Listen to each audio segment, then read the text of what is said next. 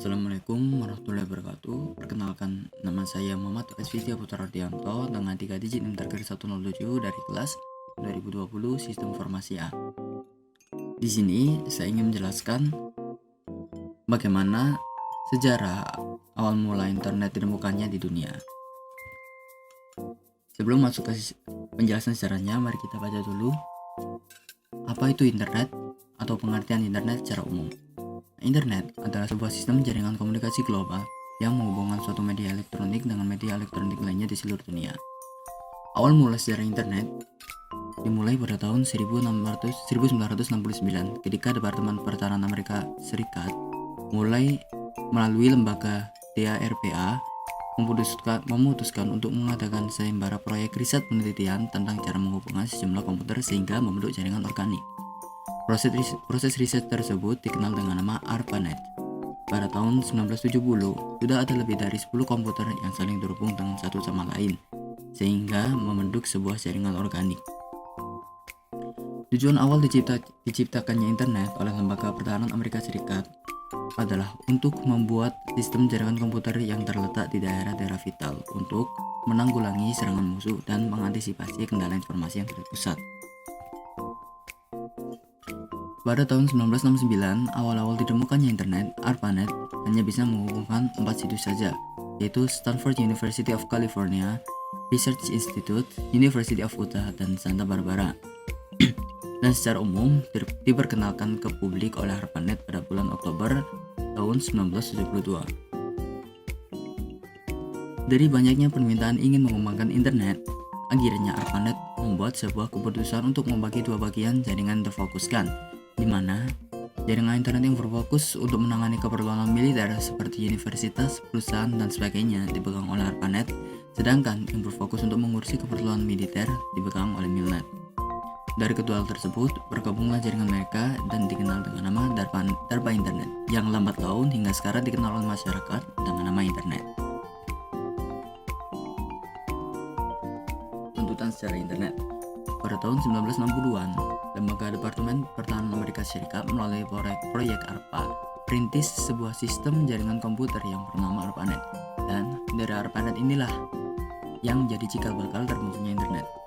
Pada tahun 1980-an, ada berbagai proyek riset penelitian yang membuat internet berkembang dengan sangat pesat. Di antaranya adalah internet yang mulai digunakan, namun secara terbatas untuk dibuka ke beberapa kampus universitas di negara tersebut. Protokol standar TCP/IP mulai dipublikasikan ke umum. Sistem nama domain mulai digunakan dan National Science Foundation Network NSFNet dibangun dan menggantikan peran ARPANET sebagai jaringan riset di Amerika Serikat. Beberapa jaringan internasional di berbagai negara mulai dibangun dan dihubungkan dengan NFSNet. Pada tahun 1990-an, ARPANET dibubarkan. Akan tetapi, internet tetap terus berkembang sampai sekarang hingga masa depan nanti. Ada beberapa peristiwa yang terjadi pada tahun 1990-an yang mengakibatkan internet berkembang sangat cepat dan pesat. Di antaranya adalah diperkenalkannya layanan berbasis tampilan grafis WWW World Wide Web yang sekarang kita kenal sebagai WWW, yang dikembangkan oleh CERN. Didirikannya perusahaan InterNIC untuk melayani pendaftaran nama domain. Dan tepatnya pada tahun 1994, internet mulai digunakan di Indonesia yang dikenal dengan Paguyuban Network. Masuk ke bab sejarah internet masuk Indonesia. Sejarah internet di Indonesia dimulai sejak awal tahun 1990-an. Pada saat itu, jaringan internet di Indonesia dikenal dengan Paguyuban Network, di mana semangat bergotong royong, rasa kekeluargaan, dan kerjasama terasa sangat hangat di antara para anggotanya. Sedikit berbeda dengan suasana internet Indonesia yang sekarang. Dalam perkembangannya yang kemudian terasa lebih komersial dan individual di sebagian aktivitasnya, terutama para pebisnis yang melibatkan perdagangan jaringan internet dalam perusahaannya.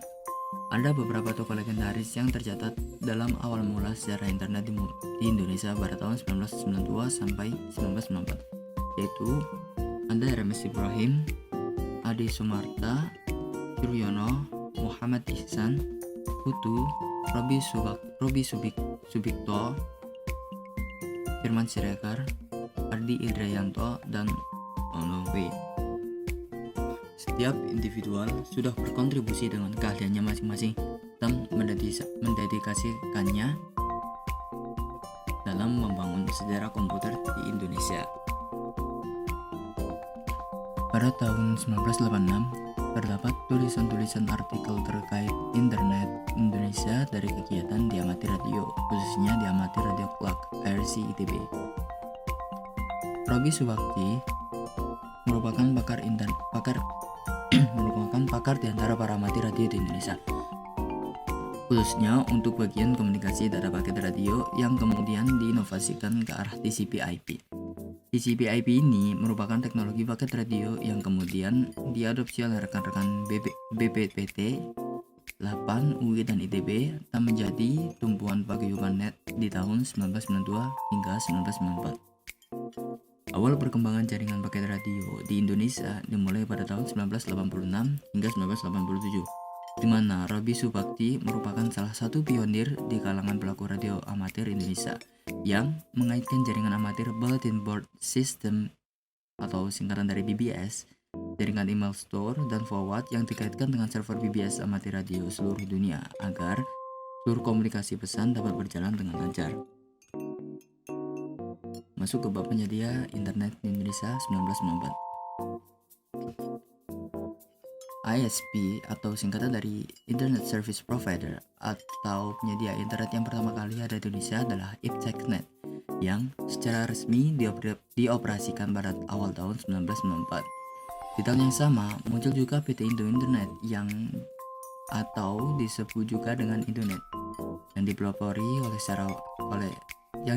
secara paruh waktu oleh Sanjaya. Indonet ialah penyedia komersial pertama. Indonet ialah penyedia internet komersial pertama di Indonesia yang mendapatkan lisensi dari PT Lintas Arta terkait dengan penggunaan akses data center, internet, dan jasa komunikasi. Pada waktu itu, mereka belum begitu mengerti tentang sistem berjalannya bisnis internet di Indonesia. Indonet merupakan ISP komersial pertama di Indonesia. Akses awal di Indonet mula-mula memakai mode teks dengan shell account, browser links, dan email client file, serta chatting dengan conference pada server AIX. Pada tahun 1995, pemerintah Indonesia melalui Departemen Pos Telekomunikasi menerbitkan izin untuk ISP yang diberikan kepada Indonet. Masuk ke aplikasi internet. Fitur internet dapat diimplementasikan ke dalam beberapa aplikasi penting. Aplikasi tersebut adalah sebagai berikut. Yang pertama dari search filing, seperti sharing file data program dan sharing device, seperti CD drive, hard disk, dan printer. Yang kedua ada komunikasi dan informasi yang berisikan electronic mail atau email dan World Wide Web atau WWW. Yang ketiga ada file transfer protokol melalui program FTP yang juga disebut FTP client. Pemakai dapat mengatur pertukaran data dengan komputer lain yang berjauhan. Yang keempat ada chat. Chat adalah suatu fasilitas di mana kita dapat berkomunikasi dengan orang lain dimanapun dia berada, baik orang satu pun dengan banyak orang secara online, terhubung langsung dan real time. Chat ini mirip dengan telepon yang berfasilitas party line, namun kita hanya tinggal mengetikkan apa yang kita bicarakan. SMS, Short Message Service. SMS merupakan fasilitas pengiriman pesan dari internet ke handphone. Namun, SMS ini tidak bisa dilakukan secara dua arah. WAP, Wireless Application Protocol. WAP ialah fasilitas pengaksesan internet melalui handphone. WAP ini terbatas hanya untuk web situs tertentu yang menggunakan protokol yang sama. Namun, diramalkan protokol ini akan terus berkembang. Dan yang terakhir ada Dan ada VoIP, Voice over Internet Protocol.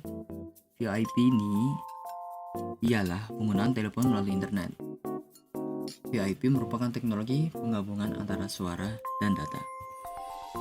Dan selanjutnya ada teleconference.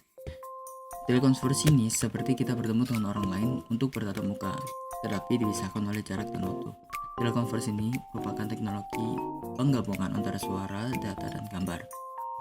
Dan yang terakhir ada mailing list. Mailing list merupakan pengembangan dari email, di mana melalui mailing list ini kita dapat membentuk suatu grup tertentu dengan menggabungkan alamat-alamat email orang-orang yang akan bergabung ke dalam mailing list tersebut.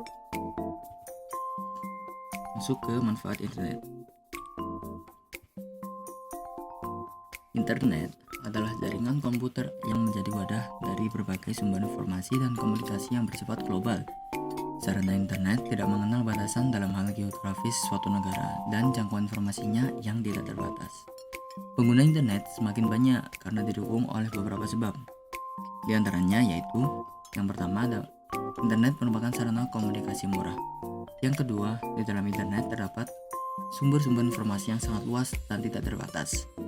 Dan yang ketiga, dengan adanya internet membuka tantangan baru untuk berusaha. Dan yang keempat, informasi yang ada di internet sifatnya tanpa batas atau tanpa sensor. Dan yang terakhir, jangkauan informasi dan komunikasi di internet ialah tanpa batas. Masuk ke bab kesimpulan. Dari informasi atau materi dari beberapa bab yang telah saya sampaikan, dapat diambil kesimpulan bahwa awal mula internet diciptakan hanyalah untuk kepentingan militer Amerika Serikat untuk membuat sistem jaringan organik dari sebuah komputer ke komputer yang lain dan saling terhubung. Jaringan organik tersebut dimaksudkan untuk menanggulangi serangan dari musuh dan mengantisipasi kendala informasi yang terpusat. Dikarenakan banyaknya ilmuwan atau penemu yang haus akan sebuah inovasi dalam ilmu pengetahuan, mereka mencoba untuk membantu mengembangkan tersebut, sehingga terjadi beberapa peristiwa penting seperti penggantian istilah nama yang berawal dari ARPANET hingga sekarang yang kita kenal sebagai internet. Ada beberapa nama-nama legendaris yang tercatat dalam sejarah terkait perkembangan masuknya awal internet di Indonesia melalui tanda paket radio yang kemudian berubah menjadi TCP/IP. Tentunya istilah internet masih terdengar asing oleh orang Indonesia pada saat itu, sehingga mereka menyebut internet sebagai paguyuban network. Tentunya di balik manfaat internet yang dapat diambil oleh khalayak umum, terdapat juga beberapa kekurangan yang ada di internet, seperti berkurangnya sosialisasi, adiktif atau kecanduan, tempat berkembangnya aktivitas ilegal, tindakan kekerasan, dan lain-lain sebagainya. Tentunya tidak ada hal yang sempurna di dunia ini. Kita sebagai manusia yang diciptakan dengan akal sehat dan pola pikir yang logis, seharusnya dapat memfilter berbagai kekurangan di dalam internet dan memanfaatkan fitur-fitur positif dalam internet dan mengaplikasikannya dalam kehidupan sehari-hari secara efektif dan efisien. Sekian presentasi dari saya. Lebih kurangnya mohon maaf, jika ada salah kata mohon maaf. Saya pamit undur diri. Assalamualaikum warahmatullahi wabarakatuh.